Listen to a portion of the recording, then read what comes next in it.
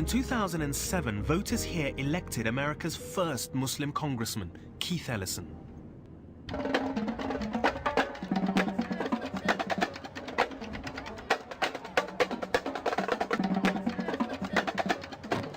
Keith's back on the campaign trail on a most significant anniversary.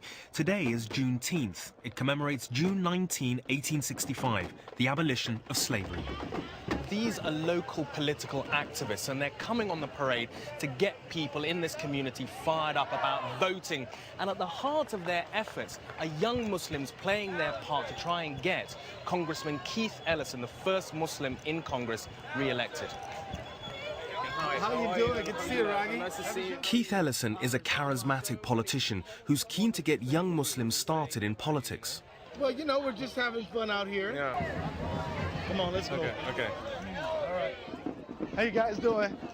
Happy Juneteenth. You know, this is when the slaves got freed, right? This is a great example of the American art of glad handing. It's the way to the electoral heart of the nation, how candidates meet their voters, and it's paid off for Keith here in Minneapolis. And it's worked elsewhere. Now, Americans have elected 2 Muslims to Congress.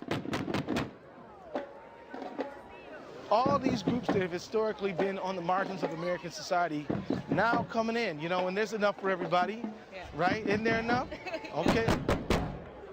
For those Muslims around the world in Western countries who have no idea about the community here, how would you say life is for Muslims in America at the moment, in all walks and areas of life?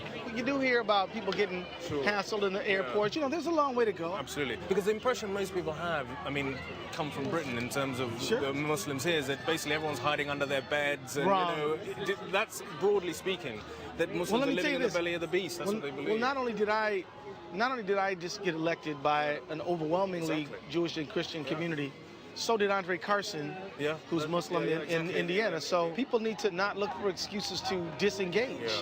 You have to get involved. You have to run the risk that you're going to encounter bumps and along the way, but you still have to be seen and heard. Yeah. Thanks a lot. Anytime, right? Certainly, Keith needed the votes of Christians and Jews to get elected. But there's a community of 44,000 Somali Muslims here, the biggest in America. They even have their own TV network, and they all got behind Keith. This is Somali TV of Minnesota, and we are so glad to have here today with Raggy Omar from Al Jazeera. Okay, Raggy, let's focus to you are Muslim and you are in Europe countries. I think Muslims in European countries believe that, you know, they enjoy the greatest freedoms and the Muslim communities in the West are thriving most of all. Congress shall make no law respecting an establishment of religion or prohibiting the free exercise thereof, or abridging the freedom of speech or of the press, or the right of people to peaceably assemble and to petition the government for a redress of grievances. When people talk about the fundamental freedoms enshrined in the American Constitution, this is what they're talking about, the First Amendment. And it's the reason why so many American Muslims have been talking to me about the American Constitution, because in it they are free to practice their religion as Muslims, and they are free to speak their mind, unlike so many Muslims in Muslim countries around the world. And if anybody tries to oppress them in this country, they can seek justice from the American government. The fundamental freedoms guaranteed under Islamic law are not far from these American ideals. And that's amazing when you realize the Quran predates the Constitution by 1,000 years. And there's evidence in Washington that suggests America knows it's indebted to Islam for its own citizens' inalienable rights to life, liberty, and the pursuit of happiness. This is the Supreme Court in Washington. Now, we can't get into film because they're actually in session. But what I wanted to show you is a frieze, which is in the room where the Chief Justices actually sit and dispense justice. This frieze pays homage to the ideas and principles that have inspired the American legal system. And one of the foundation documents represented in this frieze is the Quran. And in the nation's capital, there are a few other references to Islam, largely unknown, rarely seen. The Thomas Jefferson Building contains the Library of Congress, the oldest cultural institution in Washington, which was completed in the 19th century. Around the dome of the reading room is a mural meant to represent the nations and ideas that contributed most to American civilization.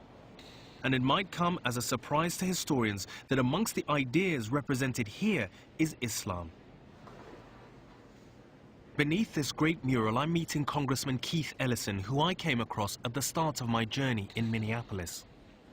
So Keith, tell me about when you took your oath of office, because it was on a copy of the Quran and not just any copy. Well, in fact, it was on this Quran that we have right here before us. And, you know, in fact, this Quran, which is a 2-volume set, has the initials TJ inscribed right here, Thomas Jefferson. And so, you know, we said this is... What was your reaction when you found out that one of the founding fathers had his own copy of the Quran? Raggy, I was gobsmacked.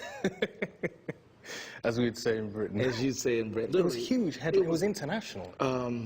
I didn't have much appreciation for why it would be a big deal that a Muslim would be elected to the United States Congress. I thought the issue was going to be color. And I thought, wow, we've really made some great strides in terms of racial justice when people don't care that I'm black anymore. They just want to talk about religion. This country was born out of a revolutionary moment. Settlers first came here fleeing religious persecution. They overthrew a colonial monarchy. They based their constitution on the ideals of the French Revolution and radical thinkers like Tom Paine, John Locke, and yes, the Prophet Muhammad.